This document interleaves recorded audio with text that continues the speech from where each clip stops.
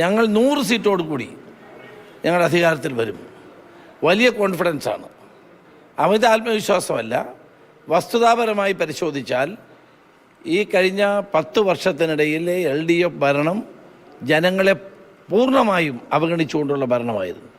ജനങ്ങളൊരു മാറ്റം ആഗ്രഹിക്കുന്നു. ഈ ഗവൺമെൻറ് പോകണമെന്ന് ജനങ്ങൾ ആഗ്രഹിക്കുന്നു.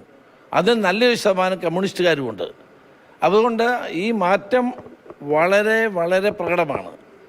അതിപ്പോഴും നിലനിൽക്കുകയാണ്.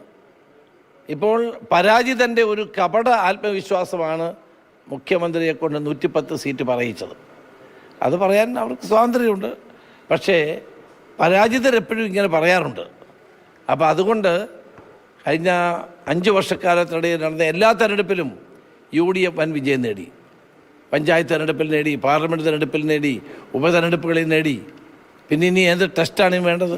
എല്ലാ ടെസ്റ്റുകളിലും ഞങ്ങൾ വിജയിച്ച് നിൽക്കുകയാണ്. അപ്പോൾ ജനങ്ങൾ കേരളത്തിൽ ഒരു ഭരണമാറ്റത്തിന് തയ്യാറെടുക്കുന്നു എന്നുള്ളതാണ് വസ്തുത. UDFന് അനുകൂലമായ ഒരു രാഷ്ട്രീയ അന്തരീക്ഷം ഇപ്പോഴും നിലനിൽക്കുന്നു.